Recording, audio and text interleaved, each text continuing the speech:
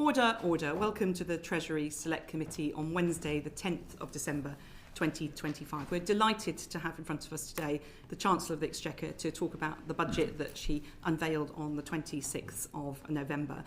So welcome to the Right Honourable Rachel Reeves MP. She's joined by James Bowler, the Permanent Secretary at the Treasury, and by Dharmesh Nai, who is the Director of Strategy, Planning and Budget at the Treasury. And welcome to your first ever Select Committee, Mr. Nai. Before we get into the details of the budget, obviously we need to cover some important issues that arose. The OBR obviously released the forecast early. We've now seen Richard Hughes resign, and he's taken responsibility for that inadvertent leak of information. But, Chancellor, does the resignation of Mr. Hughes show that when organisations do leak, either advertently or inadvertently, market-sensitive information, that the honourable course of action in that case is for leaders of those organisations to resign? Well, thank you very much, Dame Megan. It's wonderful to be here giving evidence to your Select Committee again today. First of all, I would like to thank Richard Hughes for his service. You would have seen his letter of resignation and also my response to it. But Richard's leadership of the OBR, but also his public service, both at the Treasury and in other organisations over many years, is distinguished public service, and I certainly thank him for that. But I am grateful as well to have the opportunity to make a statement and to reiterate in the strongest terms that leaks are unacceptable. The budget had too much speculation, there were too many leaks, and much of those leaks and speculation were inaccurate, very damaging, as well as the IT security issues, Dame Meg, which you've already mentioned, where the entire budget was inadvertently published an hour before I stood up to present the budget to the House. The OBR's report also noted that the spring statement had been accessed early as well. I want to stay on the record how frustrated I am and have been by these incidents and the volume of speculation and leaks. And that is why I'm doing something about it, because we cannot allow this to happen again. A leak inquiry is underway with my full support, being led by the Permanent Secretary at the Treasury, and we are also conducting a review of the Treasury security processes to inform future fiscal events. We also clearly need to look explicitly at physical IT security. The Treasury have asked the National Centre for Cyber Security to undertake a forensic examination of recent economic and financial outlooks. The outcome of that review, of course, will be public, and we'll write to you with the outcomes of that review. Okay, thank you very much for that. Can I just turn to you, Permanent Secretary, about the OBR? Do you know yet who in government or which department accessed the forecast early in March? So you'll have seen the report given to the Chancellor and yourselves. We've asked the National Cyber Security Centre to do a forensic examination of that. You don't know the answer to that right now? Well, I would note that a media organisation has stated publicly that they accessed the March statement. Okay, but there was the report suggested that there was access from within the government circle. Yep, the March report. You don't know. Yeah, so the March report. You don't know who that was. No, but we've got a process underway with the top level in government of National Cyber Security Centre to ascertain a forensic examination of what happened, including in March, and we'll report back publicly on that. Are you waiting for the full access issues, or are you going to be looking particularly at that March one because it sounds like it was leaked from within government? Well, I don't know what happened on that, and we'll see. I'm waiting. My intention is that the review I do into budget security, but will be informed by the National Cyber Security Centre's forensic examination of what happened on IT security. It'll also be informed by the leak inquiry underway, and of course lessons learned from this budget. Okay, it's just that it seems to me that could be quite quick and easy to find out which bit of government could access the forecast early in March, because that's quite a serious issue, isn't it? Because it was within government. So to the detail, the review to you and the Chancellor suggested there was a single access in March. It suggested that might be benign. Since then, a media organisation has stated that they accessed it. So I think that's the latest of where we are. So I don't know whether that is the same I don't know whether it's less benign than we think and that was them, or there's more access to it, but we will get to the bottom of that via this review. Okay, and so we're waiting for the whole review to get the answer to that particular Yes. point. Okay, what's the timescale for that review? I would hope to conclude everything ahead of the spring statement, so early in the new year. Okay, well, we'll keep in touch with you on that. And, Permanent Secretary or Chancellor, do you yet know what the recruitment timetable is for Richard Hughes' successor as Chair of the OBR? Well, I met with Tom Josephs and David Miles earlier this week, along with the Permanent Secretary, to thank them for their service and for continuing in their roles. It is unlikely that for the spring forecast we have a new chair, because obviously we need to go through a rigorous process, and they are happy and confident that they can lead us through that. But of course we'll go through a rigorous process, and we will advertise the role as soon as is possible. Okay, so as soon as possible before Christmas, early New Year? I think it's most likely to be early in the new year. It's only a week or so until the Christmas recess, and we'll put it out as soon as we can. That's fine. Thank you very much for that. And Chancellor, I mean, you've made a statement about leaks, and we need to put to you the questions you obviously you answered very clearly to the Shadow Chancellor yesterday in the House. But just to be clear, I think we need to just go through a few points. Are you in control of all media briefings that emanate from the Treasury and political operations inside Number 11? Yes, and myself and the team officials are very clear about the Macpherson principles. Of course, as I said yesterday in Parliament, I did not disclose confidential information, but as I've also been clear, there have been leaks, and that's why we've set up a leak inquiry, and that is why we are doing this work. So that investigation is happening at the moment to ensure future budget security, including, as we've already discussed just now, making sure that the OBR as well. And just for your information, we are working with the OBR on IT security, and so in the spring they will publish via gov.uk rather than on their own platforms. So that's the first step. The independent report, Mikey and Martin and others indicated. So you're in control of media briefings. Are you therefore responsible for all media briefings that emanate from the Treasury and Number 11? As I've just said, Dame Meg, there were leaks that were clearly not authorised.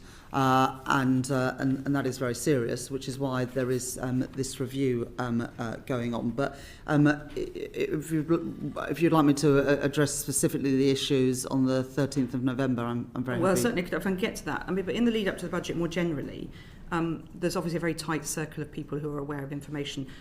I mean, the information about potential rate movements for income tax is probably one of the most protected bits of information, I would imagine, in the system. Roughly how many people would be aware of that information? I don't want to give you a number without being able to check the number of people who... Secretary? So the leak inquiry will set that out and set out the recommendations. The answer is that we have all sorts of security things in place for any budget. Those have been repeatedly tightened, but clearly we're going to have to revisit and reset, and it is going to be imperative to increase our security, and that's very much my intention. Okay, and you, Permanent Secretary, said to this committee in February when we were in Darlington, that was around leaks at that time, and I quote, "You really do not want to give a running commentary on that or publish things as it goes along, because that would be extremely market sensitive and therefore deeply unwelcome." I'm assuming you still agree with that very much so. Approach. And Chancellor, you said on the 10th of November to the BBC, it would actually. So let me go into the issues around.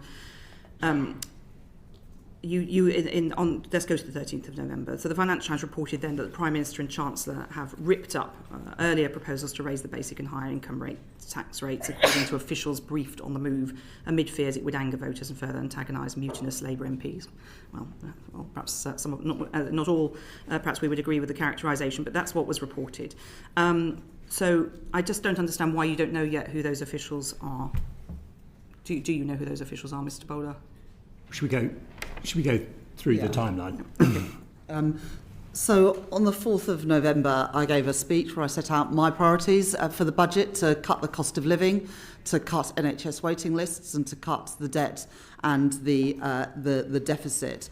I was clear in that speech that I wanted to build more resilient public finances with the headroom to withstand global turbulence. As you saw when I delivered my budget, I was able to increase the fiscal headroom from £9.9 billion that I delivered in the spring to £21.7 billion, so more than doubling the headroom. Yes, we know those facts. I was clear that to achieve those objectives, that we will all have to contribute. On Thursday, the 13th of November, there was a leak to the Financial Times about one element of the budget. The leak presented partial and inaccurate information and an inaccurate picture of the budget strategy. The implication that some could take from that story would have been that I had ditched core elements of the budget strategy that I had set out just a few days before in that speech, and that I wasn't going to build up the headroom that I had previously said was necessary. This wasn't true.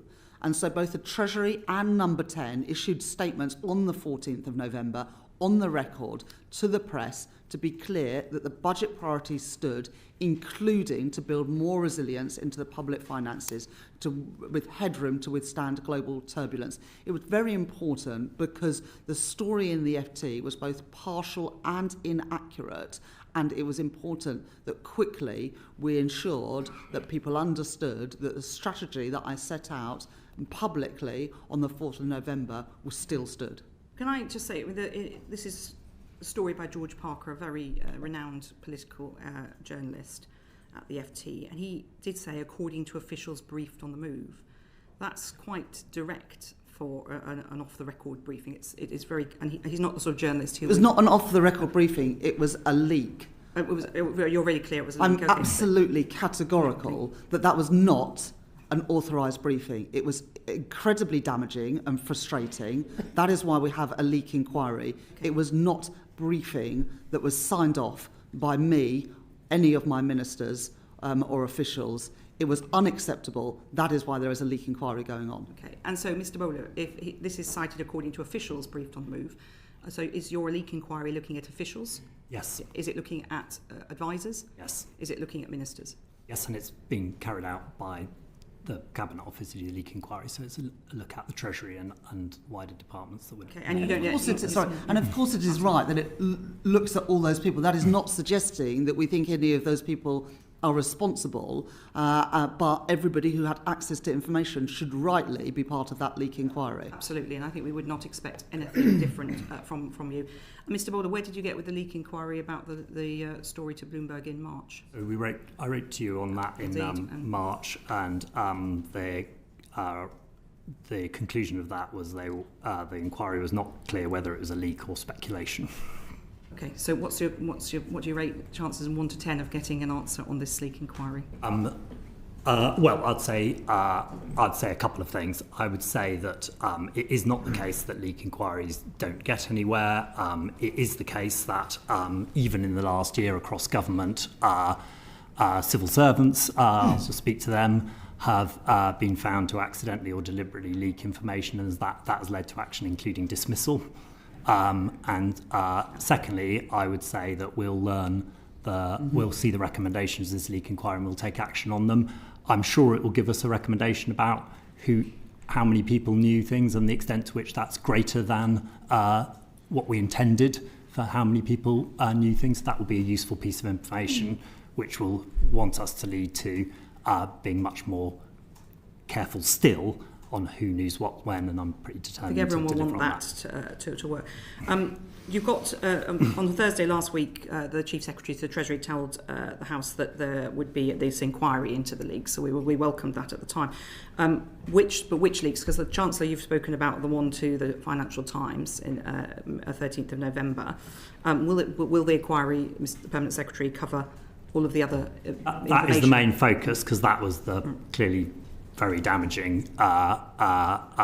leak, and that's where the focus of things is going. But obviously it's for the inquiry to take it where they will. Okay. Can we just move on to the OBR's misgivings about the communications, because that's what led the OBR to write a letter. And I just think it would be helpful for the record, Permanent Secretary, if you could be clear that the information that the OBR provided in that letter was not unusual. A lot of it's in the EFO anyway. Yes.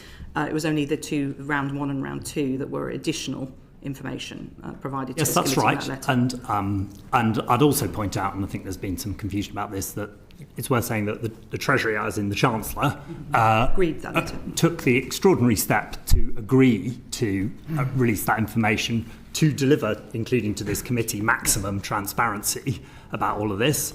I would also say that it would be our endeavours, I think the OBR and ourselves, to now return those discussions to private, which is the best bet for policy making here, so that in future events we can exchange forecast information in private to take the right policy decisions. We asked the OBR that question last week about whether they would be willing to make this a regular thing. They had no particular objection. So you're saying that the Treasury would not want to provide the Treasury Select Committee with that information post the budget? Well, look, there's a debate to be had, in some countries do things differently, and we can look at that, but it would be my prior that it's for good policy making, you reserve the right for privacy between those things. I'd also point out that the Chancellor's nodding on that, so Chancellor, you agree with the Permanent Secretary? Yes, I agree with the Permanent Secretary. I'd also point out that a feature since, I think, 2022 is the OBR published the timetable of when they're sending their forecasts to the Treasury. And I think you had evidence, the Lords Economic Affairs Committee had evidence from Andy King and others. I mean, the fact that they published that timetable does lead to quite a lot of speculation about what each forecast says. So, maybe when did you first know about the letter? When did the OBR start talking to you about writing that letter? When did you agree? The OBR said they were minded to write a letter. We said we'd agree with that writing that letter.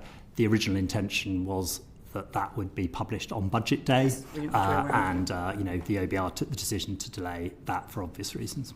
Okay, so they approached you, but you agreed it straight. Yeah. Can you remember what time frame that was in? In the immediate run up to the budget. So during November. Yeah, late November. Okay. Mm-hmm. And just finally from me, Chancellor, on the 10th of November you said to the BBC, and I quote, "It would of course be possible to stick with the manifesto commitments, but that would require things like deep cuts in capital spending." And you clearly set out, as you mentioned earlier, a strategy for your budget, and you set out those two options: breach the manifesto or cut capital spending. So could you just be clear for the record which one you chose? Well, I said in my speech on the 4th of November everyone would have to contribute. We were able to keep that contribution as low as we did by using a range of more progressive tax, like the high-value council tax, the gambling tax, the tax on dividends and property. Which we'll get into in the second. Yes, yeah, but of those two, you set out very clearly on the 10th of November, those were your two options. So what you're saying really is you didn't seem to go for either of them. Is that fair characterisation? Well, of course, there are always other options available, and there's a number of policies that leading up to the budget that we cost, as the Prime Minister has been clear. Very starkly on the 10th. Well, those are two options. Those are two options that were available, as the Prime Minister has subsequently said. We did look at whether we needed to increase the rates of income tax, given our concerns around the forecast and particularly the productivity downgrade, which took £16 billion off in terms of revenues in the final year of the forecast. In the end, that wasn't necessary, but we did, as I set out in my speech of the 4th of November, ask everyone to contribute by freezing the thresholds that the previous government had frozen for 7 years by an additional 3 years from 2028. We can get into figures, but the 16 billion obviously was offset by other measures, so it was about a 6 billion gap, wasn't it? Well, that's not entirely correct. The £16 billion is the result of the productivity downgrade. Because of higher wage inflation and price inflation, there were also higher tax revenues. but higher inflation is not a good thing because, of course, that erodes the spending power of government. So I wouldn't characterise it as we had good news on inflation. Far from it. In fact, I was very clear in my speech on the 4th of November that one of the objectives of the budget was to reduce that inflation, which was, of course, resulting in higher tax revenues, but not for a good reason. And so a revenue that was available was, you could say it's welcome from fiscal terms, but of course it's not really welcome because we wanted lower inflation. I think it's just really important, Chair and Committee, that we don't see the revenues from higher inflation as somehow being good news during the forecast process. No one was suggesting it was good news, but it offset the 16 billion to a degree. But of course we wanted to reduce that inflation, which is exactly what we did, as the Deputy Governor of the Bank said to you yesterday, well, indeed, 0.4 to 0.5% off of inflation next year. The Bank was clear to us yesterday they're still on their trajectory towards 2%, which I think the Deputy Governor was a bit clearer than that. I think she gave evidence to this committee yesterday saying that next year 0.4 to 0.5 percentage points off inflation because of the measures in the budget. Yeah, she was very clear about that, as on the record. Mr. Bowler, final question from me about the leak inquiry. Will you be publishing it? Yes. To the world or to this committee? I'll be publishing my review, which will include the actions we're taking from the recommendations of the leak inquiry, yes. Would it be possible for this committee to see the full inquiry in a confidential? I'd have to engage with the people doing the inquiry about their views on that, but I wouldn't like to keep I have to say, I think I can say with confidence, as chair of this committee doesn't leak. So we would obviously be very careful about any sensitive information, but we have done that in previous, as you know, in my previous role. Yes, I do. A lot of sensitive information. So if we could take that offline. John Glenn MP. Thank you. Can I turn to the sequence of events? The last piece of meaningful data from the OBR was the 4.2 billion figure on the 31st of October.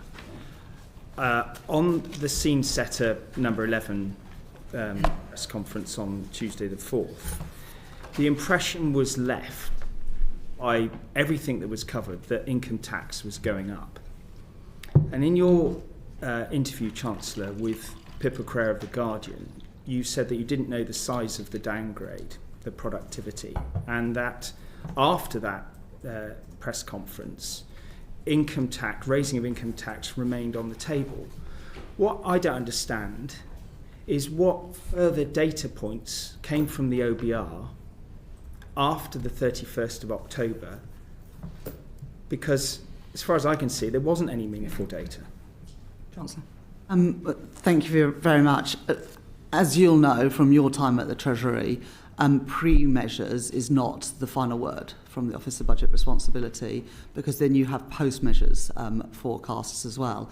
And in the post-measures forecasts, they take into account the policy decisions that we take as a government on tax and spend. And the OBR rightly do their own analysis of the revenue that different measures raise. And so there was plenty of additional information being shared between the OBR and the Treasury between the 30th of October and Major Measures 1 and indeed Major Measures 2. So I think it is not right to say, and I think you'll know this from your time at the Treasury, that the 4. I was never Chancellor. Longest serving economic secretary since the Second World War. The point I'm making is I want to just try and clarify that there were more meaningful data points between the 4th and the 13th, 14th of November. Yes, and what led to those being meaningfully different?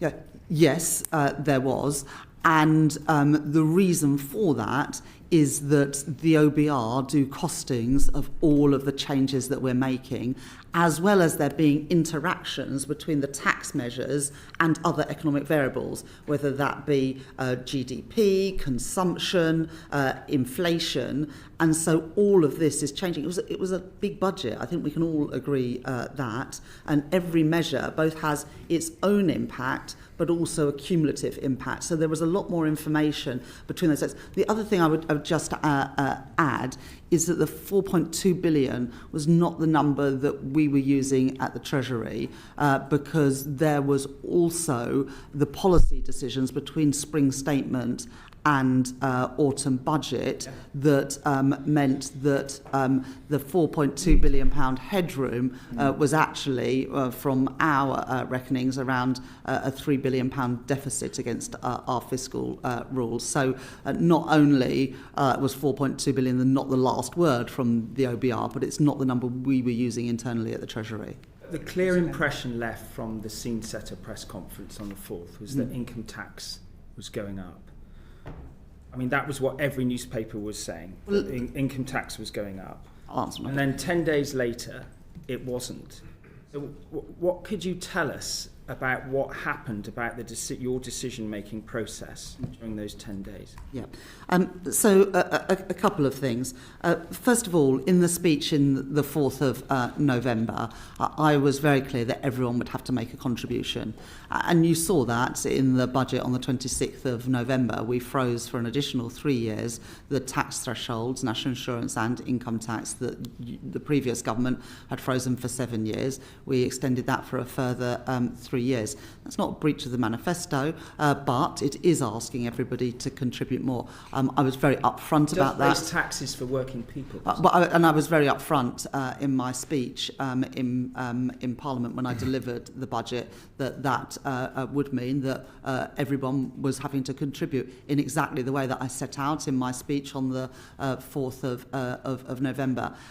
So I stand by very much the speech I made. I said in that speech that we were going to cut the cost of living. We did 0.4, 0.5 off of inflation next year, as Clement Lombardelli said to you yesterday. Cutting NHS waiting lists, we've already reduced them by 250,000. We protected NHS spending in the budget, and also cutting the debt and the deficit, which you can see in the OBR and Treasury documents. But I was also very clear in that speech, both that we would need to build more fiscal resilience given global turbulence, which we did, taking the headroom to £21.7 billion, but also that we would have to ask everyone to contribute. Did you decide to change the decision not in terms of raising the rate of income tax in those 10 days? The Prime Minister has been clear that that was one of the things that we looked at, but we were also looking at the tax thresholds.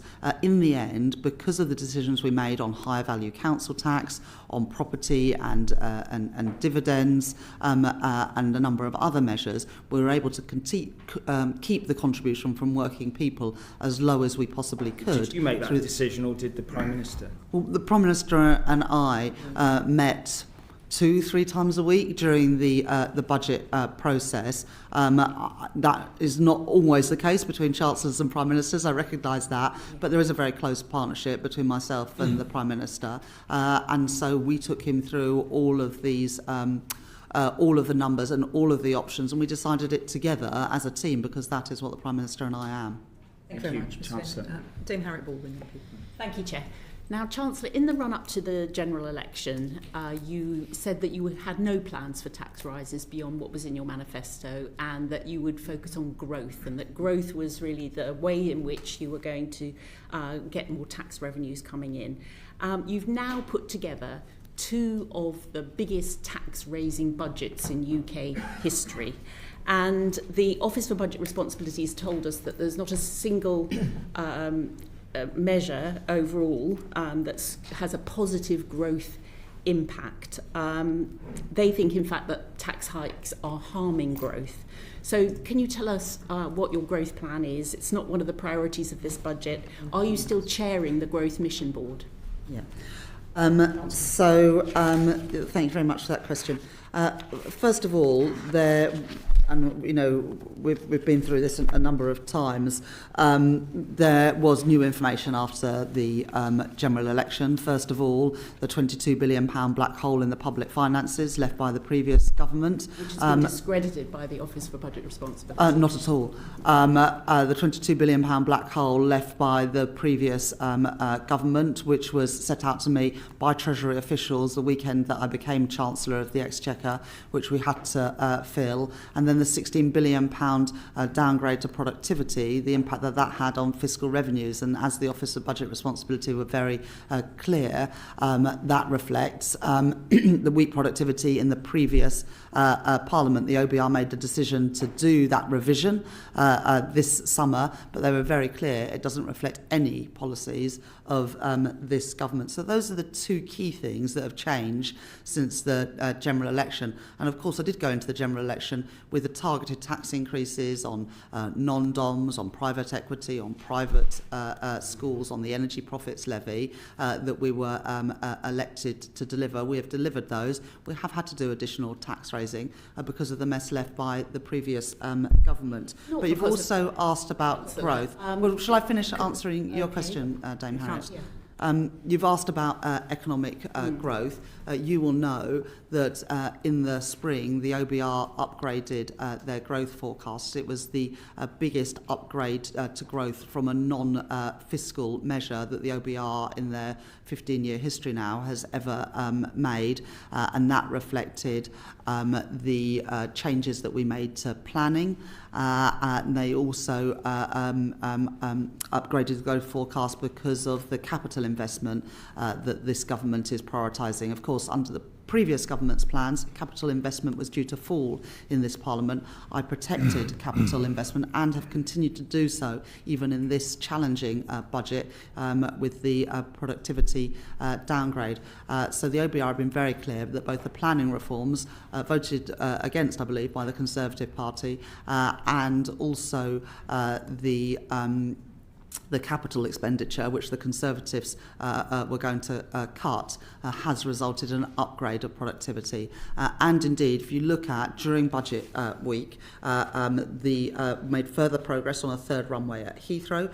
We signed off the film studio in Marlow that had been opposed by Buckinghamshire Council and that we called in. And since the budget, JP Morgan have announced a huge investment in Canary Wharf. Goldman Sachs have announced that they're doubling their headcount of jobs in Birmingham, and in addition, the Co-op have announced that they are freezing or cutting 2,700 prices in store. These are all pro-growth measures, but probably the most pro-growth of all is the 5 interest rate cuts that we've had from the Bank of England since the general election. That's only possible because of the stability that we've provided after the chaos we had in previous years. So you chose not to put any new growth measures in this budget. Well, that's exactly. No, that's not what I said. Dame Harriet. Sorry, Dame Harriet. Perhaps Dame Harriet, if you ask a question, then the Chancellor can. Yes, but don't contradict what I just said. Yes, we have regular meetings of the Growth Mission Board, but I did not say in the answer to my question, as you suggested, that there were no growth measures in this budget. Far from it. In the week of the budget, we made further progress on the runway at Heathrow. We signed off the film studio in Marlow.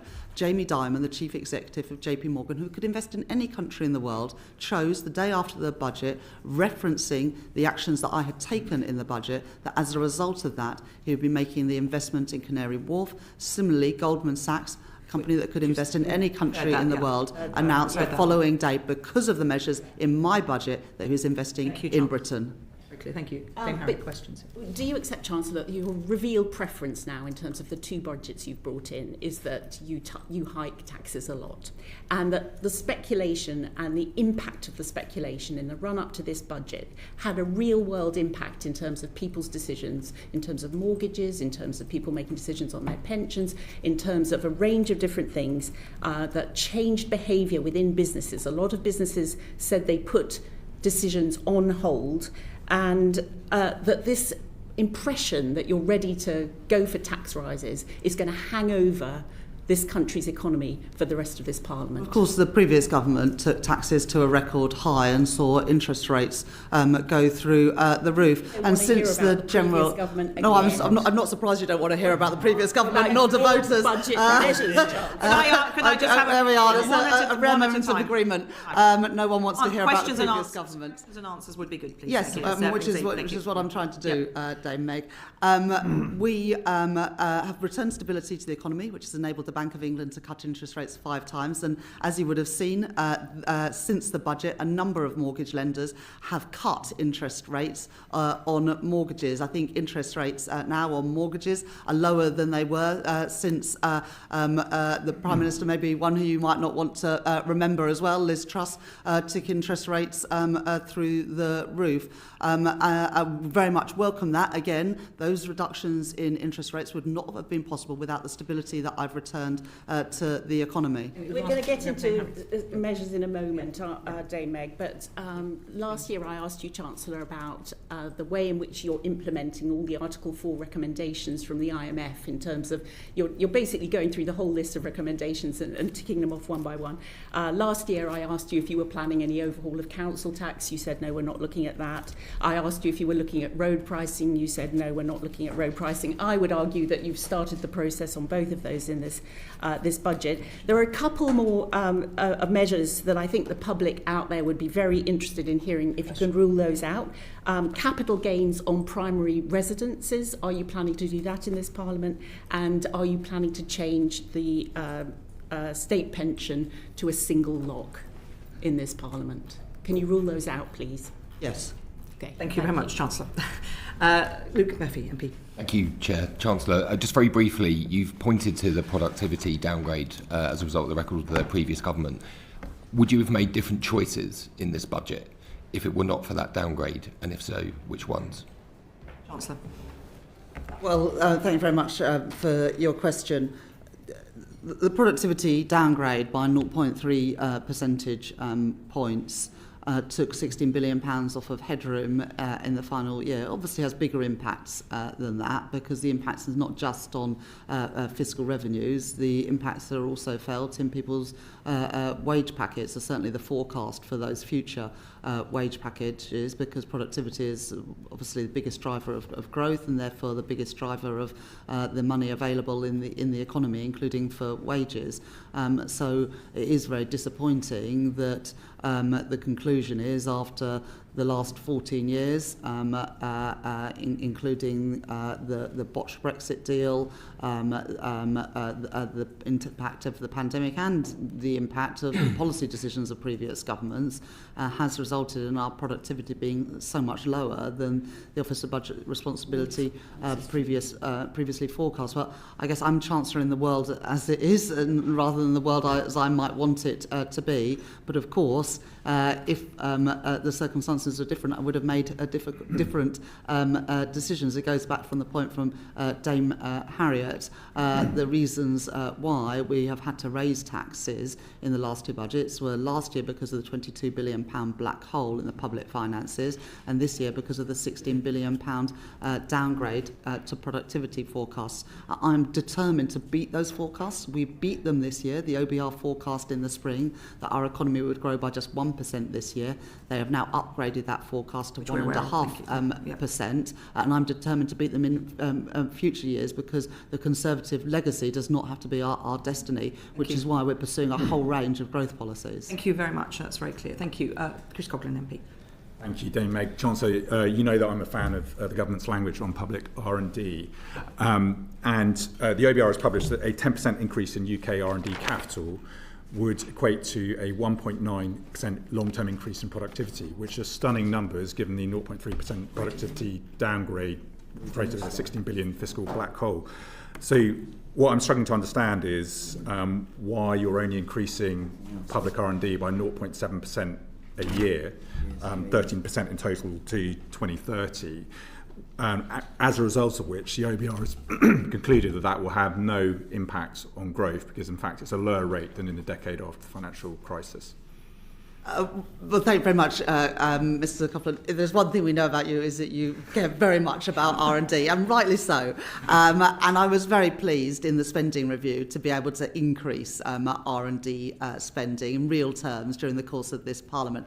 And I said earlier, the OBR did take into account our CDEL spending, which includes R&D, in their forecasts. And CDEL, the higher CDEL budgets is one of the things that contributes to their higher growth forecasts. So R&D is one of the things that is contributing to that. But you're right to mention it, and right to mention the importance of it. Obviously, public R&D is really important, and that is what we can influence, but so is private R&D. And I am pleased that one of the reasons why growth for this year has been revised up is because investment has been higher, and that's very important. Of course, but given your belief in public R&D, I mean, do you think it's okay that we are only in the middle of the G7 in terms of our rate of public R&D, and that the UK has had the worst productivity crisis, as you said, since the financial crisis? Yes, look, and the OBR are clear about some of those reasons for the productivity downgrade. As I said to Mr Murphy, the Brexit deal, the pandemic and the decisions of the previous government. The plans that I inherited from the previous government would have seen capital spending as a share of GDP fall from, I think, 2.5% to 1.9%. We've managed to protect that, to grow it in real terms during the course of this Parliament, and that's one of the reasons why I believe that we can beat the productivity forecasts that the OBR have set out in their most recent documents. Thank you, Mr Coghlan. John Grady MP. Thank you very much, Dame Meg. Last week, Dr Beck Fries from PIMCO told us that UK fiscal finances are in a fairly fragile state. Bond investors are focused on actual deficit reduction over the next 2 years, as opposed to what is forecast or promised for 2029-30. Is that, Chancellor, where you think the bond markets are too? So I think it's best if chancellors don't get into comment on bond markets.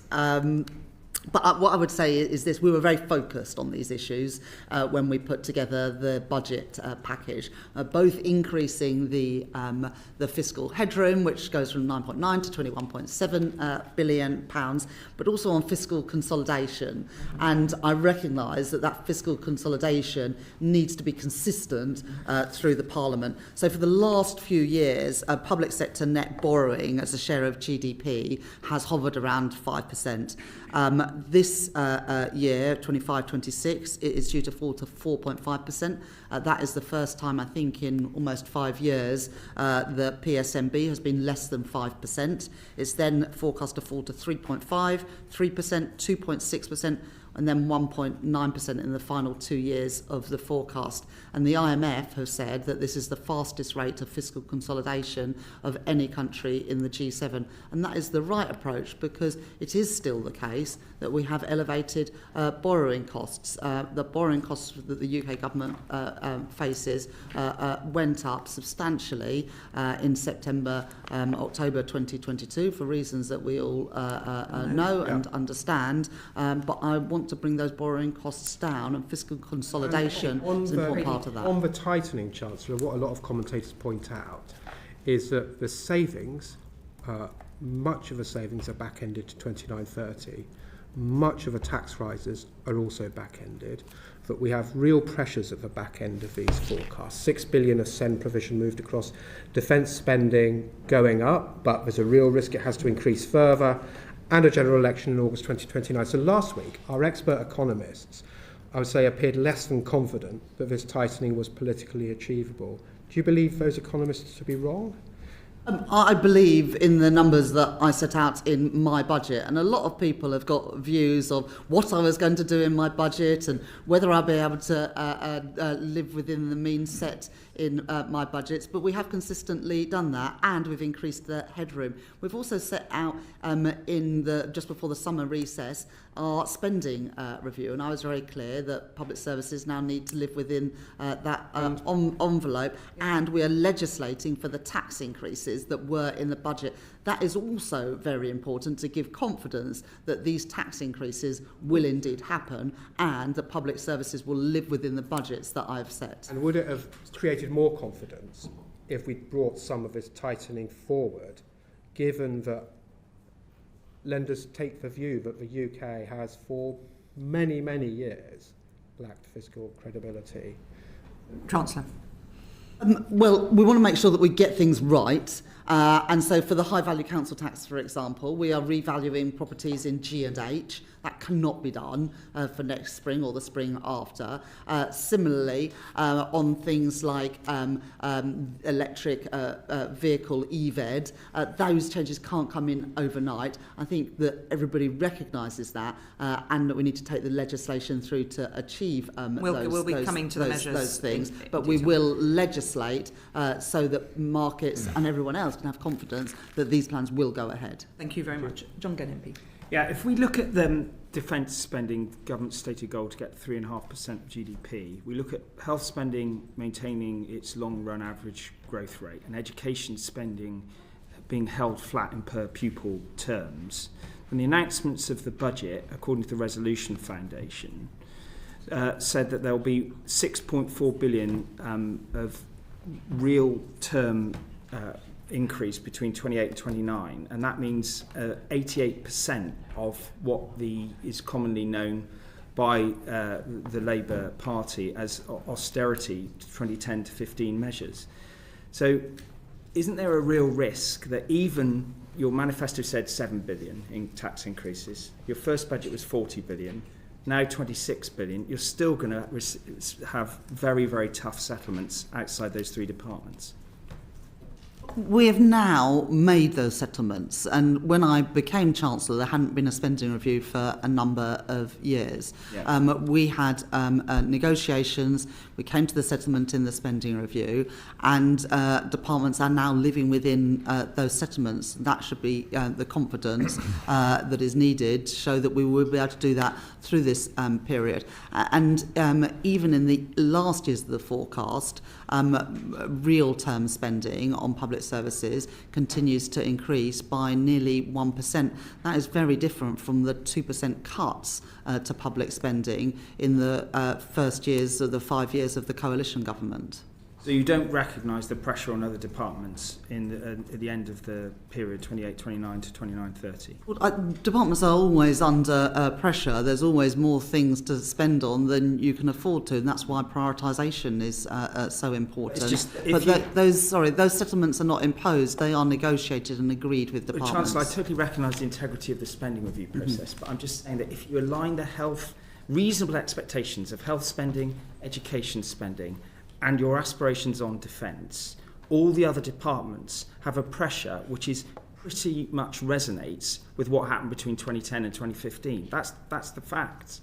Oh, but one of the differences is that in the early years we had an immediate uplift in spending to end the fiscal fiction, frankly, that previously existed in the forecasts. And similarly, we've protected the CDEL budget. So if you look at TDEL, it is a slightly different picture. And the reason that we've done that is because just to be clear for people watching, the capital budget. We protected the capital budget, which is really important for improving the productivity of public services. We've also agreed with departments £14 billion worth of efficiency savings. We are tracking those closely, and we are delivering against those targets. We set out further efficiency targets in the budget this year, again, which all departments have signed up to. Final question, but what you're saying is there will be no more money for those other departments beyond what you've set out already in 28, 29, 29, 30? Well, I've always been really clear that in the end we have to grow our economy to deliver the money that we need to keep increasing living standards and have the money to deliver our public services, which is why growth is the number one priority of this government. And as we saw, if you just had 0.3% higher productivity growth, which would translate to 0.3% higher GDP growth, you'd have £16 billion more a year to either reduce taxes or spend on public services. But it is true that that is why growth is so important. Beyond this year, which I recognise the change that you've quoted, in all future years, the OBR say that growth is downgraded consequential of this budget decision. Not consequential of this budget, Mr. Glenn, and I want to be really clear about that. The reason for the productivity downgrade, the OBR say explicitly, that is not because of the decisions, any of the decisions that this government has made. In fact, they've scored positively both the CDEL, the capital spending, and also the planning reforms. It's lower in every subsequent year. but not because of government policy, because of the productivity downgrade based on the previous 14 years before we took office. Thank you, Chancellor. Yuan Yang MP. Thank you, Chair. So at Budget Day, the OBR announced that it was going to use a new higher threshold for scoring the impacts of policy on economic capacity. This higher threshold would have ruled out the majority of policy changes scored under your Conservative predecessor. Did you have a discussion, did the Treasury have a discussion about this change of policy with the OBR, and were there policies that you wish would have been scored that may have been close to that threshold that were not scored as a result of this change in criteria? In the end, what really matters is not whether something is scored or not, but whether you actually get the growth or not. And so when we are, deciding on policies as the Treasury, we don't sort of say what will the OBR score. We say what will actually deliver the growth. And I've been really clear from opposition and into government that our growth mission is built on the pillars of stability, investment and reform. Stability that comes from strong fiscal rules that are stuck to and not just changed on a whim because the numbers don't turn out the way you want to. And we've stuck to those fiscal rules in 2 budgets, a spending review and a spring forecast. We are delivering with greater headroom, the highest headroom now for a number of years. Investment by protecting the capital investment and crowding in private investment, including through the National Wealth Fund and British Business Bank, and reform, particularly to planning, but also regulatory reforms, cutting the administrative burden of regulation, pensions reform to unlock private capital. And one of the biggest reforms is the trade reforms we're making, whether that's the reset of our relation with the EU, the trade deal that we've signed with India, or indeed the trade deal that we've signed with the United States, and the planning and infrastructure bill that should have royal assent before Christmas. All of those things are pro-growth, and whether the OBR score them or not, I am confident, we are confident as a team, that they will build a stronger, more resilient economy with higher growth. And the good thing about the growth that we are generating, it is growth that will be felt in all parts of the country. Thank you, Chancellor. And does the Treasury, I presume you collect your own scorings of those measures that don't meet the OBR's new thresholds? Well, of course, we look at what we think the growth impacts of different policies will be. But as I say, we don't prioritise things based on whether we think the OBR will take them into account. We prioritise them based on the impact we think that they will have on growth. And certainly the trade deals, those 3 trade deals, and hopefully more to come, I think will have a significant impact. Thank you, Vinal Ms Young. Bobby Dean MP. Thank you, Chair. Chancellor, you spoke about your decision in this budget to increase your headroom to around about 22 billion. We had a discussion about headroom in the spring statement, where you said to me that everyone would like more headroom, but no one wants more taxes, no one wants lower spending. I think we have the balance about right. And you gave me variations to that answer 3 times. Do you accept now that actually you got that balance wrong in the spring? Well, I increased taxes by £40 billion in the budget last year, and I don't remember any party clamouring for more tax increases. And in fact, I think the Liberal Democrats oppose most of the ones that we are trying to take forward. So I did think we got the balance about right last year, but I was really clear that one of the objectives of this budget was to build further resilience and we were able to do that with £21.7 billion of headroom. I know it seems esoteric, but I mean we've had reports coming out that saying that the inflated debt costs to the UK are worth about £7 billion a year. And we've all reflected on the speculation that's gone around this budget in terms of tax measures for the last 6 months, the policy uncertainty perhaps putting off investment as well. And so you obviously felt the need to correct the level of headroom this time. So why was it not a mistake previously to maintain a low amount of headroom in the spring? Well, headroom went as low as £6.5 billion in the last Parliament. I built it up to £9.9 billion in my budget last year and in the spring statement. I felt that that was the right approach. But obviously, since then, we have had a number of global shocks. Whether those are shocks to trade, whether those are ongoing conflicts, whether those are disruptions to supply chains. And as a result, I believed it was the right thing to increase that headroom further to £21.7 billion, given the world in which we I live think today. that was clear in last spring. But to move on to the second decision we've taken. That's not Well, you the can case. correct I mean, can I ask my next question? well, and you can come back just on because that? when people come back and say, well, that was the case in the spring. I asked these exact questions in the spring because you Yes, had but to do a fiscal repair job in the spring, Yes. obviously. We did have Trump's election already take place at that time. You had already lost the headroom between the autumn and the spring. So I think it's fair to say that many people thought that that headroom was already low in the spring. You've decided to correct it this time, but you're telling me it wasn't a mistake not to correct it in the spring. Well, in the spring, the headroom would have been eroded without the actions that I took. I took the actions to keep the headroom at around £10 billion. But since then, you'll remember, the tariffs were introduced by Donald Trump that had not happened, and the OBR had not factored those into their forecasts in the spring. So I think things have changed since then, with respect, Mr. Dean. I'd like to move on also to the decision to move towards one formal assessment by the OBR as well.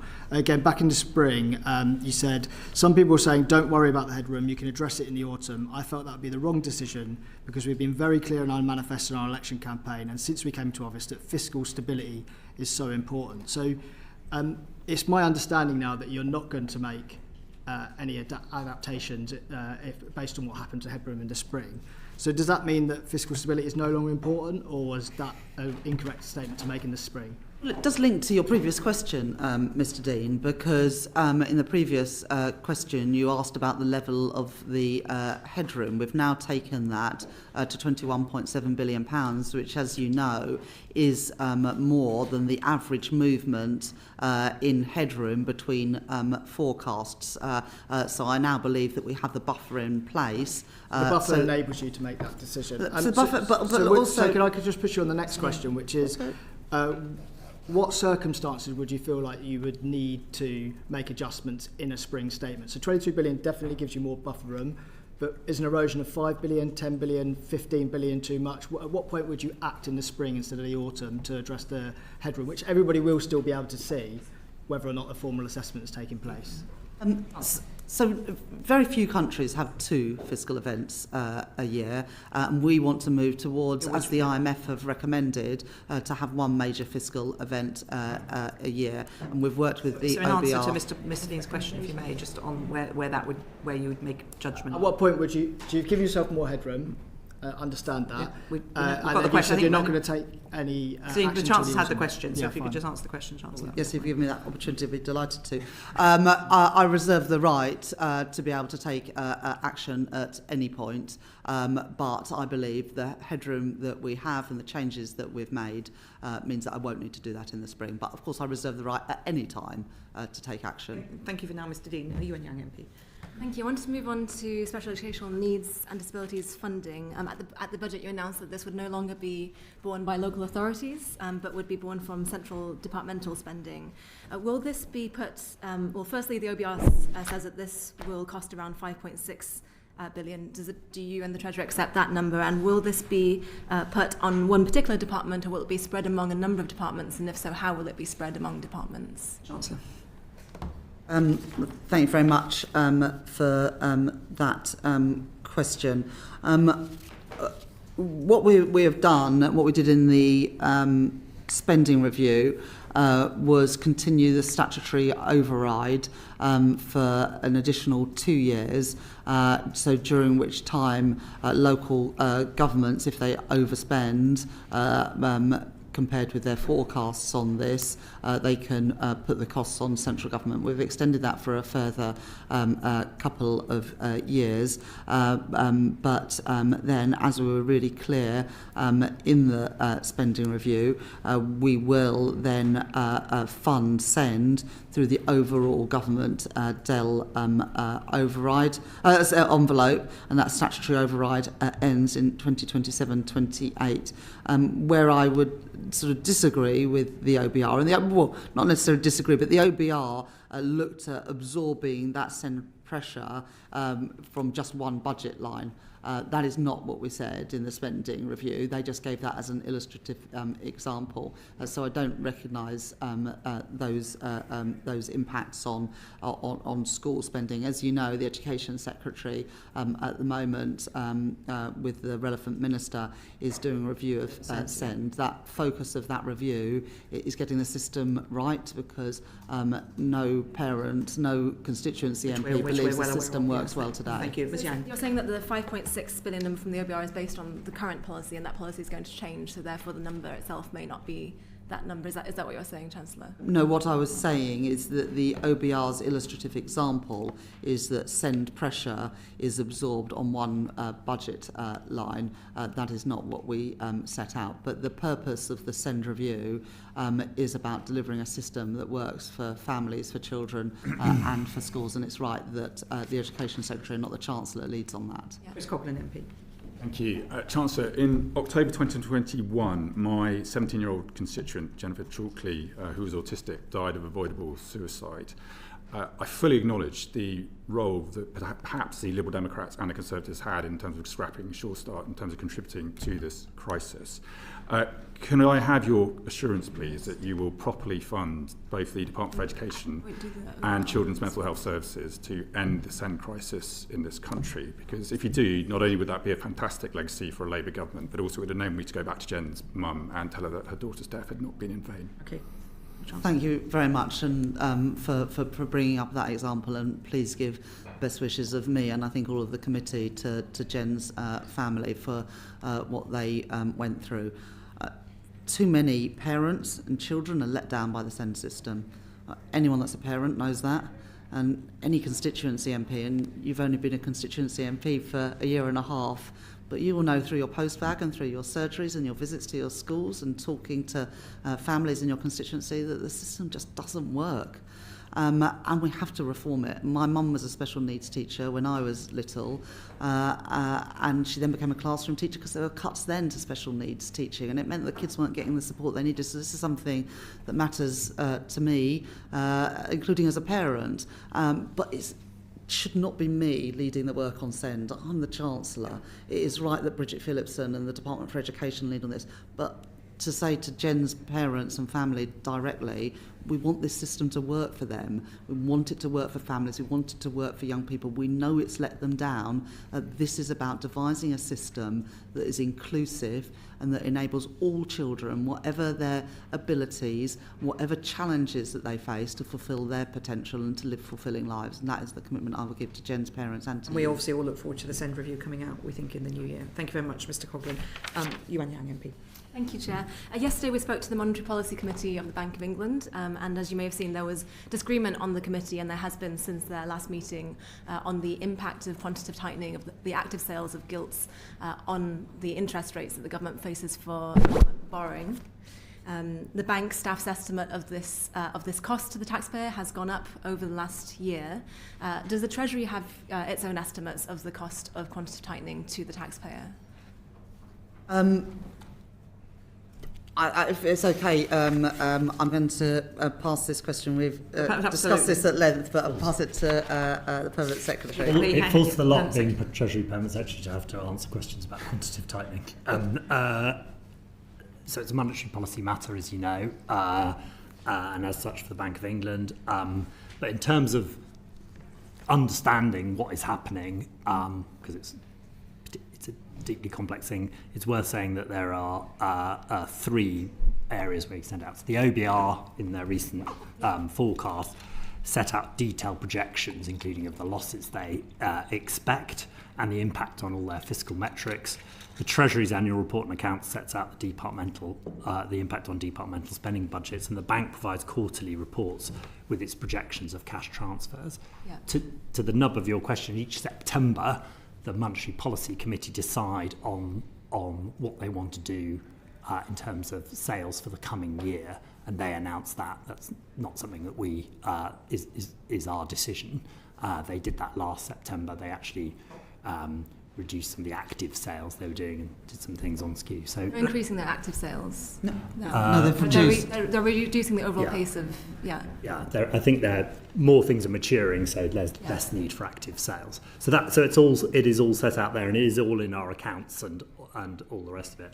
And of course, as everyone knows, there were cash transfers to the Treasury up until the end of 2022, and now each quarter there's transfers back to the AP. Yeah.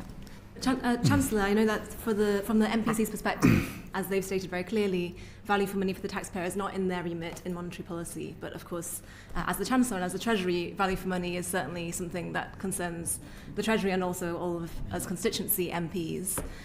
Do you have conversations with the Governor about the value for money impact on the taxpayer from their pace of QT? I don't think it's accurate to say that value for money doesn't need to be taken into account. Value for money does. Yeah, the MPC states that they do not take that into account in their principles because that is not one of theirs. Yeah, but the Bank of England do, and the MPC and the Bank of England are a little bit different. I don't know, James. Yeah, no, I mean, look, it's their decision and it's not ours. But I think I think it is unfair to say that they don't take value for money into account. Yeah. They take that into account as well as the impact on their monetary policy. And they've written to the committee a whole set of times, including on that. And I think you did a report on it last year, which explored those very issues. Thank you. Thank you, Rachel. The predecessor committee did good work on that. Luke Murphy, MP.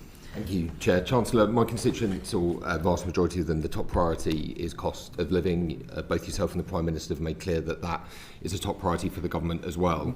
Evidence to the committee from both the OBR and the Resolution Foundation show that there's been relatively strong growth in real household disposable income in this Parliament thus far, but the outcome for the remainder of the Parliament is quite bleak. Do you recognise those forecasts? Do you expect to beat them? And if so, how?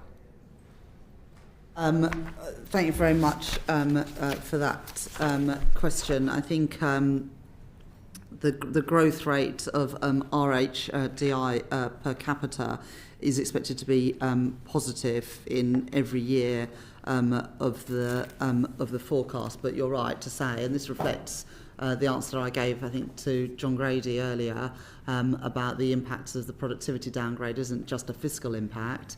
That's the one that all the concentration has been on, but of course the most immediate impact is on the size of the economy and therefore the money available for wages and everything else, which is why, as I said, I'm determined to beat that forecast. But living standards, I guess, are sort of determined by the income you've got coming in and how much you're paying out. And as I said in my speech on the 4th of November, I was determined that one of the things that we achieved in this budget was cutting the cost of living. And as the Deputy Governor said yesterday, next year that will be 0.4, 0.5% off of CPI.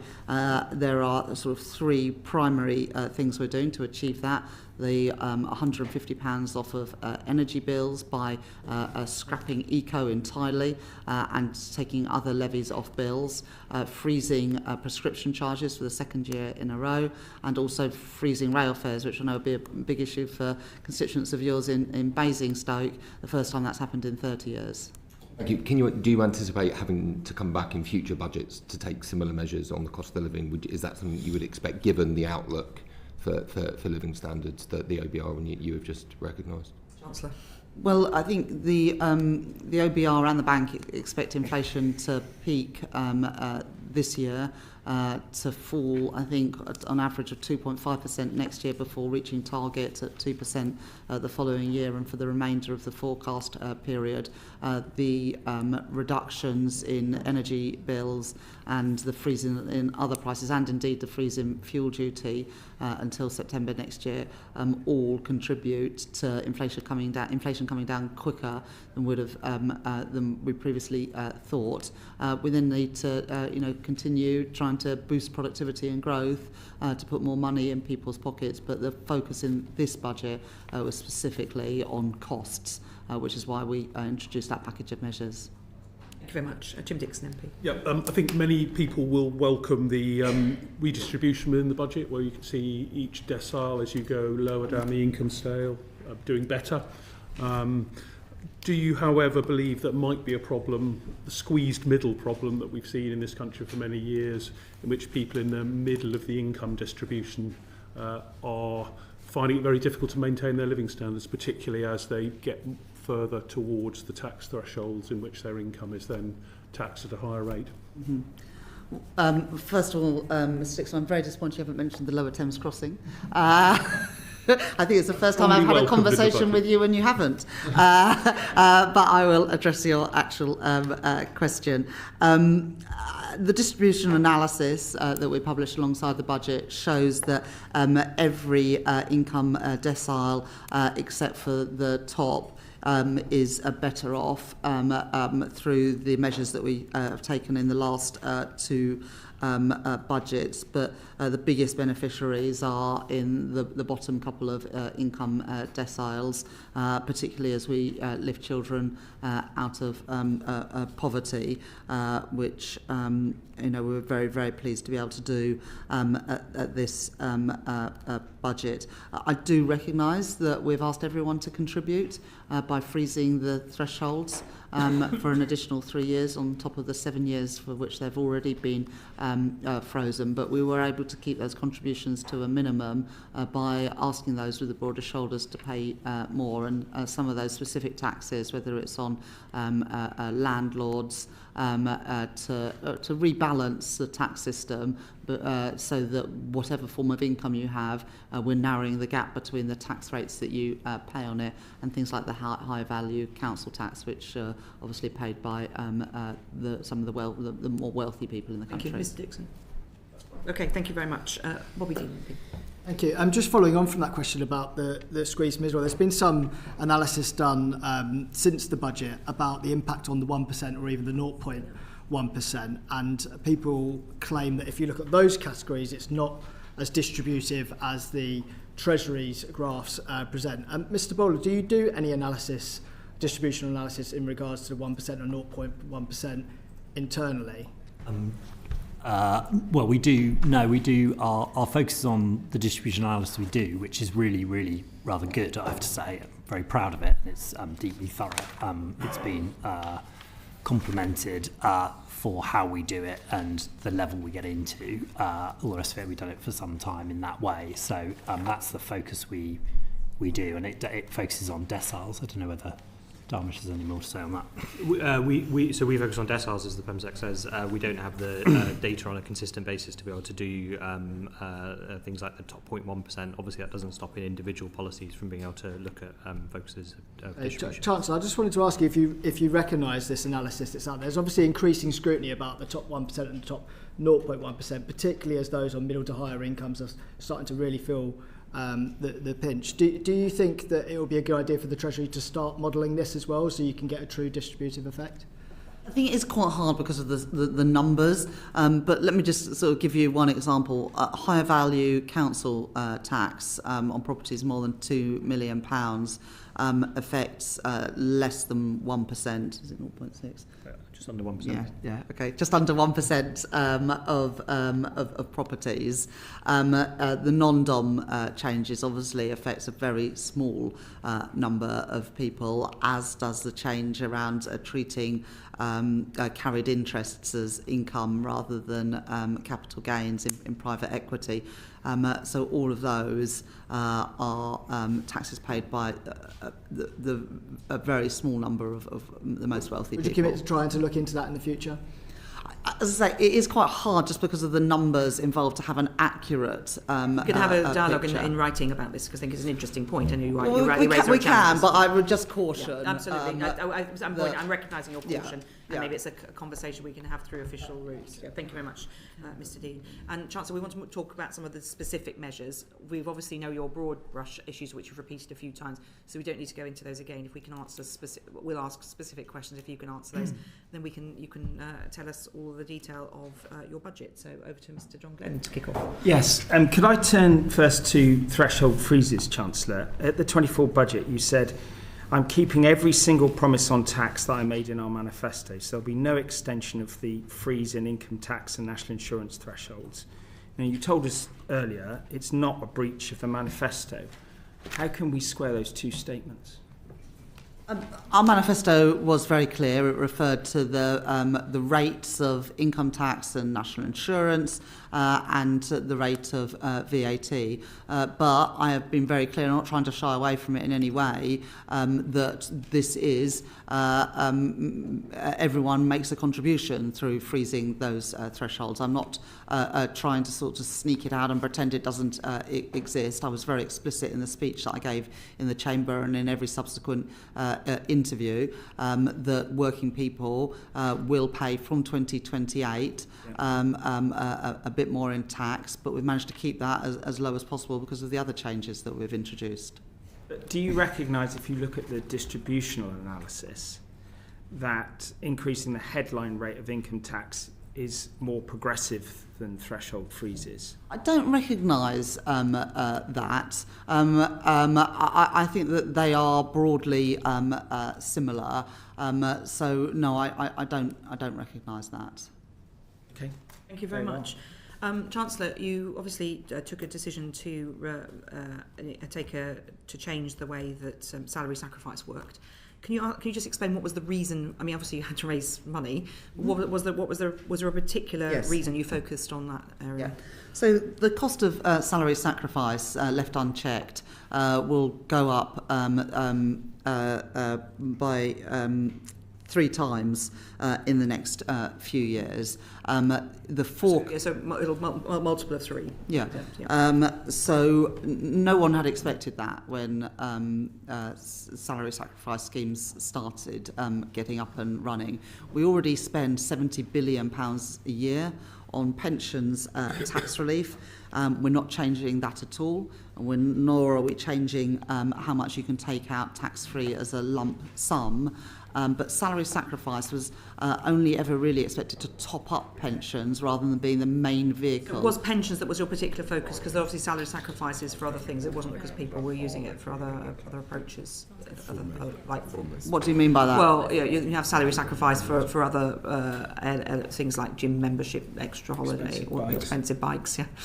No, the focus on this was around the tax treatment, salary sacrifice for pension savings. Because Tom Joseph told us last week that it was likely to reduce pension savings, and obviously there's a big concern about people not, especially young people, a lot of evidence they're not saving enough for their pensions. How did you weigh up that impact with the decision to reduce salary sacrifice for pensions? Well, in the last few years, pension savings have increased, primarily because of automatic enrolment into pensions. I think about 11 million people who weren't previously saving for pensions are now doing so. I think the last few years, the cost of living has put pressure on how much people can put in to save for retirement, but hopefully that is beginning to ease as a pressure. But you can still put £2,000 in and have exactly the same tax benefits as you previously had, but any contribution over £2,000, which you're still able to make,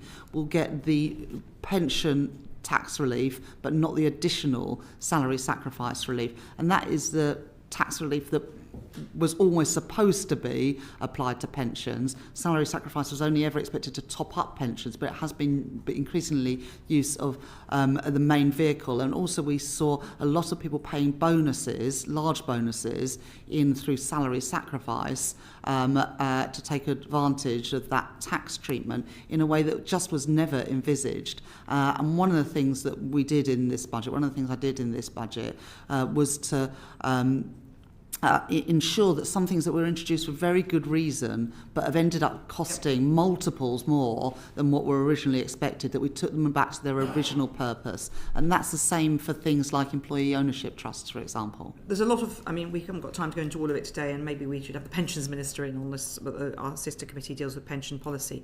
But you've got on the one hand an encouragement to put into stocks and shares ISAs, which we'll be touching on in a moment. You've then decreasing the opportunity to top up pension, and a 5% contribution, as Ruth Curtis told us last week, on an individual earning $46,000 a year means they will have to pay more national insurance. So you've got different incentives working in different ways. Is there any plans in the Treasury to have a really good route, well, from Treasury with DWP, to have a root and branch review of how pensions policy works? Because, as you say, auto enrolment's been very useful, but it's not enough to fund retirement. We have set up a pensions commission. Yep. The Minister for Pensions has done that, who will look at these issues. But I want to be very, very clear that people can still use salary sacrifice to save for a pension. They will still get pensions tax relief, which is the usual way of saving for a pension. So pensions tax relief above £2,000 very much still exists. It will be ordinary pensions tax relief, though. Okay. Thank you for that. Dame Harriet-Baldwin. Thank you, Chair. Chancellor, in your budget, you say that the High Street will benefit from permanently lower business rates for retail, hospitality and leisure. And I think you will have heard that the reality for a lot of these High Street businesses is, in fact, that they're looking at the detail and they feel that they will struggle to survive with the higher rates bills that are coming, on top of the rising employment costs, on top of their rising energy bills. To give a few examples, and we'll all have heard them in our constituency postbags, pubs are facing a 15% rise. There's music venues in Newcastle, 431% rise. The British Beer and Pub Association says community pubs up 63%. So would you accept, Chancellor, that a lot of these businesses feel misled by that statement? So let me set out what is happening with business rates, because there's a couple of things happening at the same time. The last time that the Valuation Office looked at the rateable values of property was in 2021, and of course that was in the middle of the pandemic. And so many rateable values fell sharply during the pandemic. They've now been revalued, and of course those rateable values are now higher because we are no longer during a lockdown in a pandemic. At the same time, during the pandemic, there was temporary support given to a number of businesses to support them with business rates. The previous government put in temporary support that finished in the last year of that government. They didn't allocate any money for future. In my first budget, I put in additional support for the first year, and in this budget we've put another £4.3 billion of additional support in as we transition to more normal valuations and rates. But what we've also done in this budget is to permanently lower the business rates, the tax rates that are applied to properties for eligible retail, hospitality and leisure businesses. And that is paid for by a higher rate on the top 1% of properties, particularly distribution centres that are used by online companies. So there will be permanently lower rates for those sectors. But as we transition, we've put in £4.3 billion of support for the types of businesses that you refer to. And so I think the average pub will be getting a 4% increase in rates this year, and the rates are capped at 15% or £800 for smaller venues this year, and that support continues at a phased down rate for the next couple of years. But we're moving to a system where we have permanently lower rates on those venues. Can I just urge you to look at this again, Chancellor, because UK Hospitality would dispute that. They think a 15% hike on average for pubs. So I'll just leave that out there. Thank you very much. 15% is the cap. So that's the highest it can be. They're saying average pub will get that cap. No. That's what they're saying. Yeah. No, the average is 4% and there's a cap of 15%. Okay. Thank you very much for that clarity, Chancellor. Dame Siobhan McDonald. Thank you. Chancellor, we're aware of a kind of intergenerational unfairness that is perceived as going on, and I just wanted to look at the issues of lifetime ISAs that you announced in your budget. Now, everybody accepts that lifetime ISAs have design flaws, but launching a full consultation and creating a completely new product which may not exist for some years, feels like a disproportionate response to problems that could potentially be fixed within the current system. Why not simply fix the existing lifetime ISA rather than design a completely new product that young first-time buyers may take some time to see? There's a lot of scepticism about the current product. A lot of lenders won't offer it because of design flaws in the way it was set up and a lack of clarity about who the product is suitable for. And many lenders don't want to, many banks, building societies don't want to offer it because they don't want to be later accused of mis-selling a product. So there are a number of flaws with the existing system, and there have been a number of criticisms, including from people like Martin Lewis, about the withdrawal fees and also about the value of property that you can buy, and also the confusion about whether it is a vehicle for saving for retirement or a vehicle for paying for your for a first home.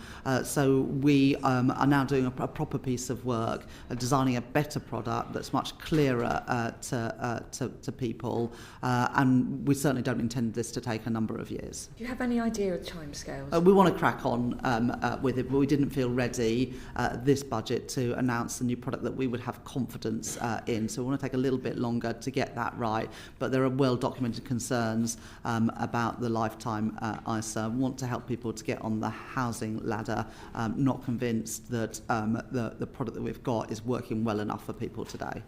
And just looking at the age differential for investing in a cash ISA, do you think it's fair that young people who want to save for that mortgage deposit are being forced into a more volatile stocks and shares, while retirees are allowed greater freedom to save in cash? Why was 65 chosen rather than the state pension age? And do you think that this creates a real perception of unfairness for young savers who are anxious about not having too much risk and knowing that they can get that deposit? Yeah. There aren't many young people that can put aside £20,000 a year in savings. I think we all know that. The biggest challenge for young people today is getting a job that pays a decent wage, not about whether they can access the full £20,000 of ISA savings. The reason that we had that age limit in is because as you get older, the time horizon in which you're investing in is not as long for obvious reasons, and so we wanted to make sure that in later life you can be very confident that you've got that money there. But if you had invested £1,000 a year in an ISA from 1999 to now, if you'd put that £1,000 a year into a stocks and shares ISA, you'd have £50,000 more now in your account than if you'd put it into a cash ISA. And I want more people to be able to benefit from a growing economy and growing stock markets. And at the moment, a combination of those ISA limits, but also the advice and guidance rules, mean that very few people, not enough people, are benefiting from that. We're changing advice and guidance. That comes in from the next tax year. The ISA changes come in the tax year after that. So we've got time to test out how this new advice and guidance is going to work. But it will enable banks and building societies and others to nudge people into putting their money into more productive assets. And I would like to see more of a culture in the UK of retail investing and people of all ages being able to benefit from a growing economy. Thank you. Is that not going to require more financial education in school? Yeah, and we are, as part of the financial inclusion strategy that my colleague, the Economic Secretary to the Treasury, Lucy Rigby,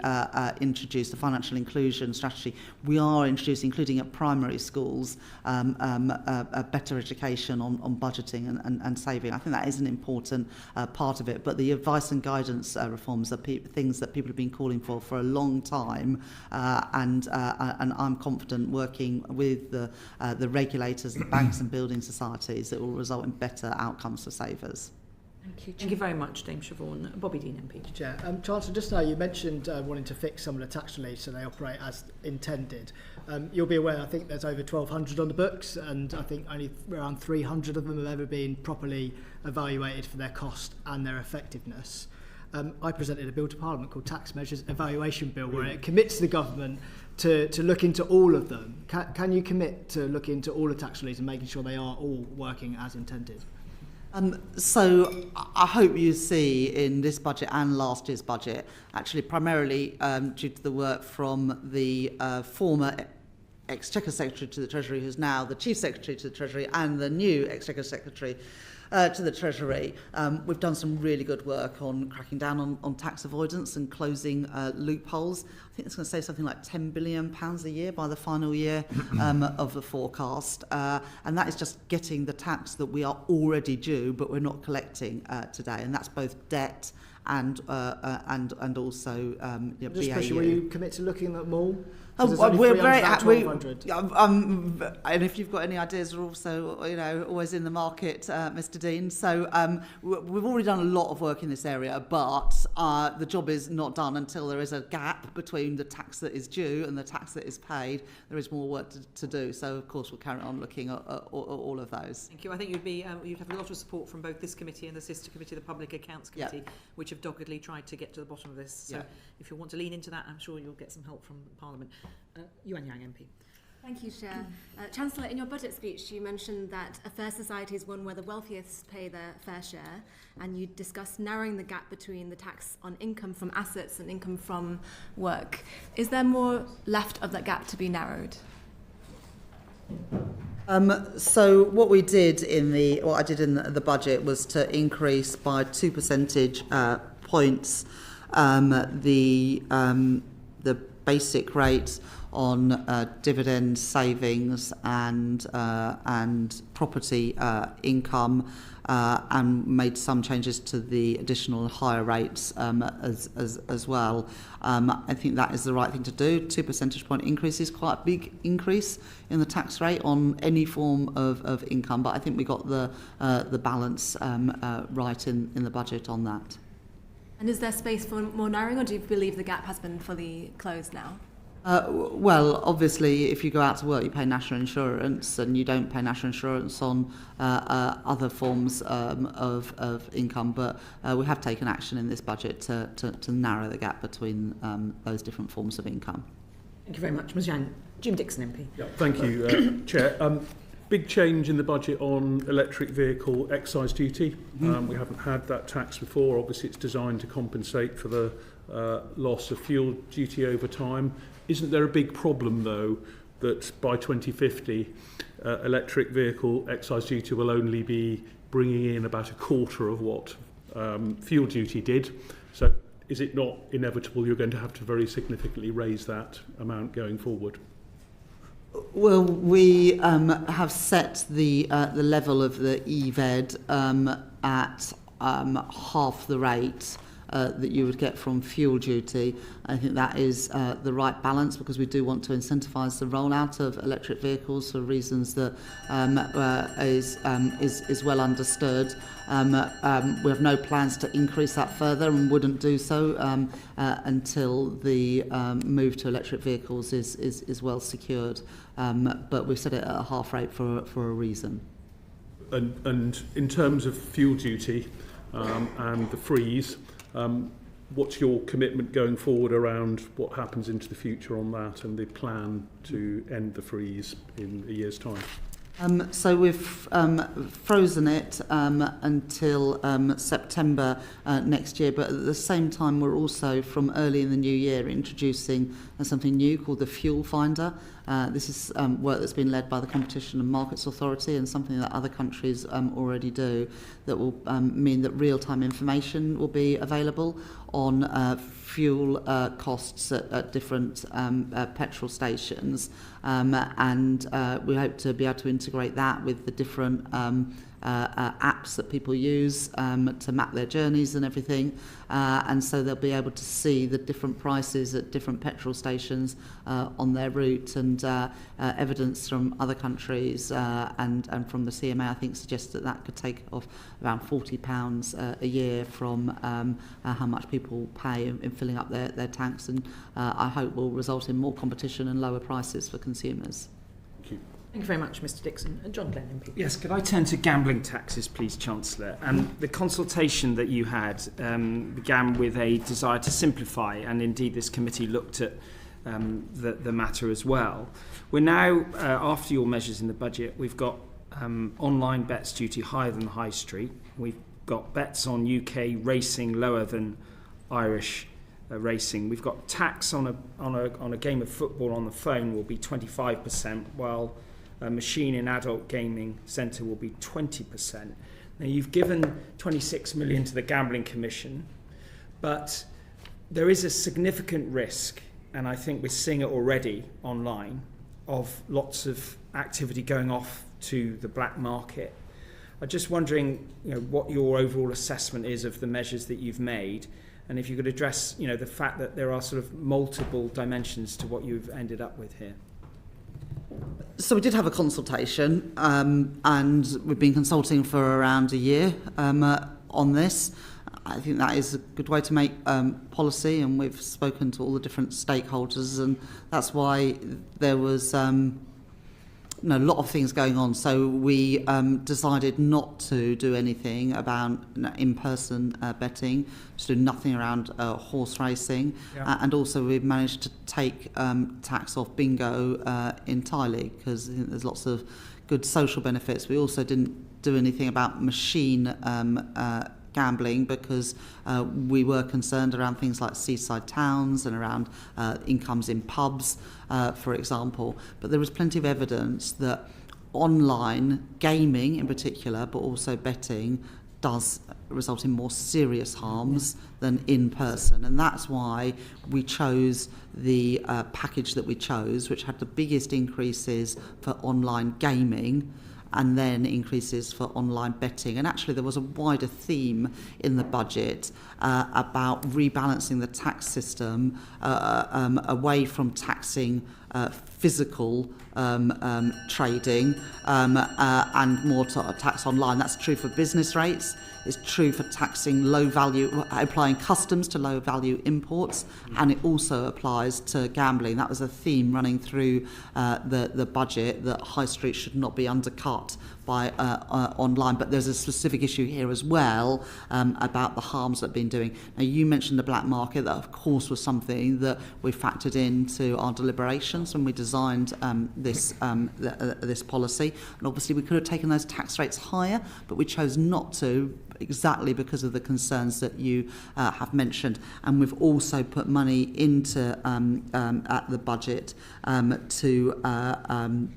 to tackle the issues of the illegal market. £26 million allocated to the Gambling Commission. Can I just ask you finally on that? I understand your logic, but some of these companies are configured with cross subsidies in different parts of their business, and in essence, do you expect to see a restructuring in the industry now consequential of this? Because it seems quite likely that some will not find it viable because of the nature of the subsidy from different parts of their businesses, and some of them are already going into difficulties and going offshore. Well, obviously these taxes apply whether the company is offshore or not, because it is a tax on the bet. And again, that was an important design of this policy, that you can't just relocate overseas to get out of paying that tax. We also are making it relatively more attractive to do betting in real life rather than online, and that was a deliberate design of the policy. Thank you. Look, I recognise that everything has consequences, but so do the harms of gambling have consequences. And, you know, that was also a consideration in this budget. There has been a huge growth in online betting and gaming, and I think it is right that we tax it more appropriately and have a level playing field between the high street and online businesses. And, of course, all the money from this is being used to reduce child poverty. Thank you, and thank you for that. So with this committee cross-party, obviously put out our report on that very point. So thank you for that answer and for that action. Luke Murphy, MP. Thank you, Chair. Chancellor, the capital allowance changes in the budget, could you set out how they will increase investment and growth, given that tax specialists like Dan Needle have said they believe the changes will do the opposite?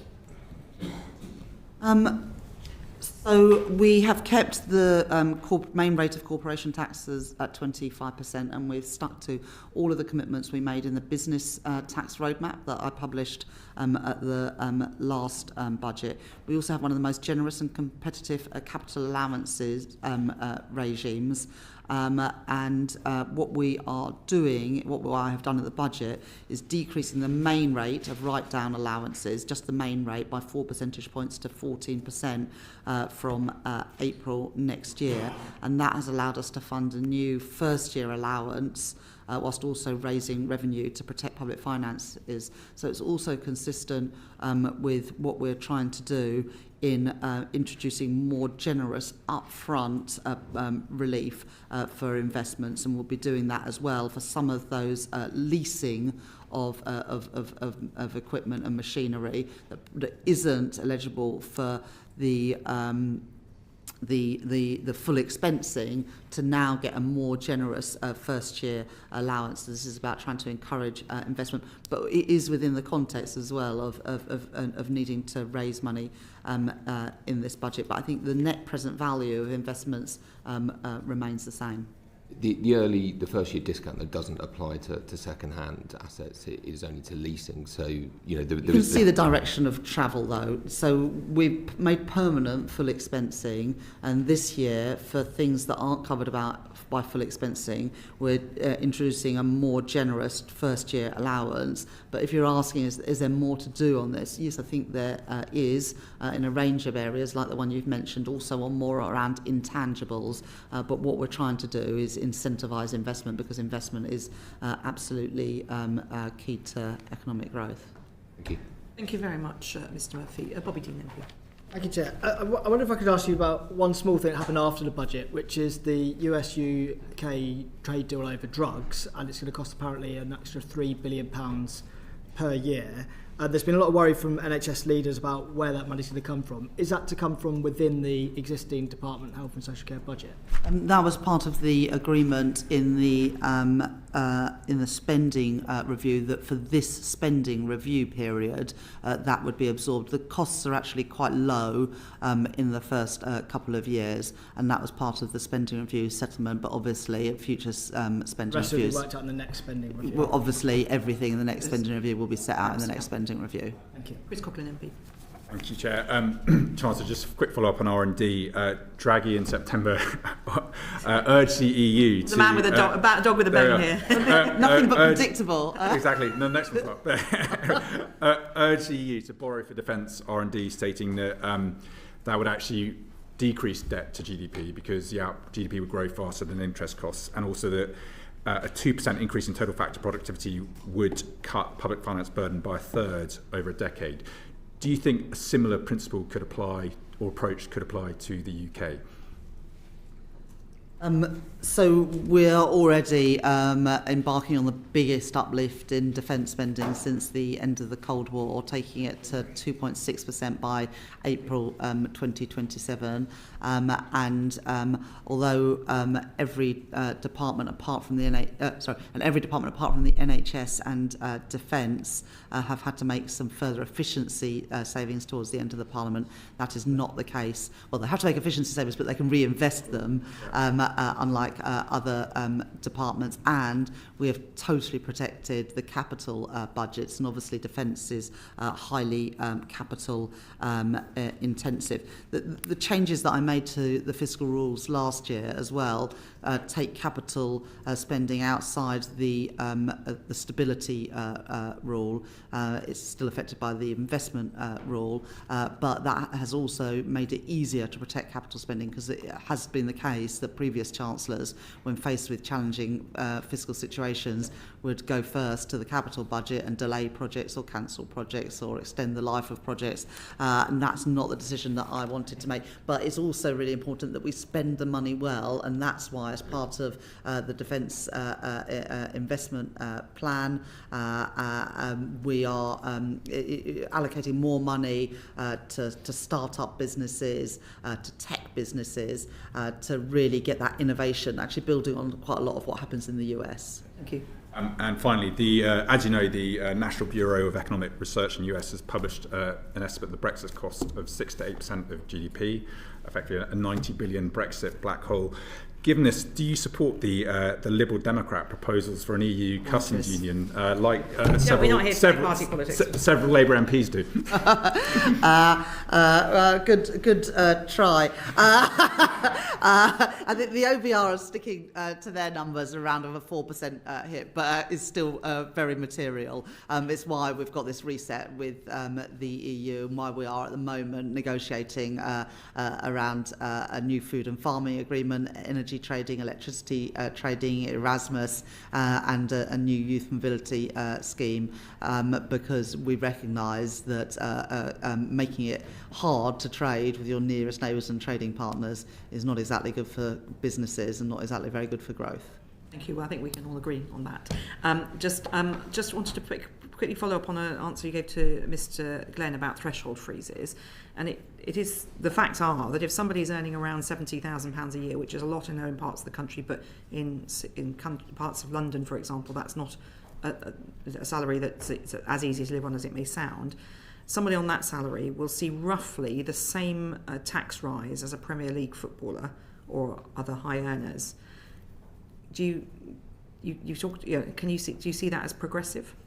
I think the question that Mr. Glenn was putting to me was whether increasing rates versus freezing would be much different, and overall, and I would say that 70,000 is around twice the national average wage. But is that somebody who should be paying the same roughly as a Premier League? Well, they're not paying the same, are they? No, the same tax rise. The rise would be similar.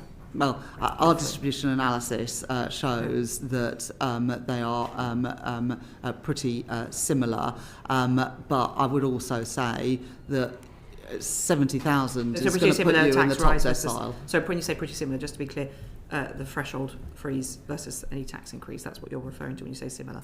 Yes, they are. Yeah. Just making sure, just because in the record.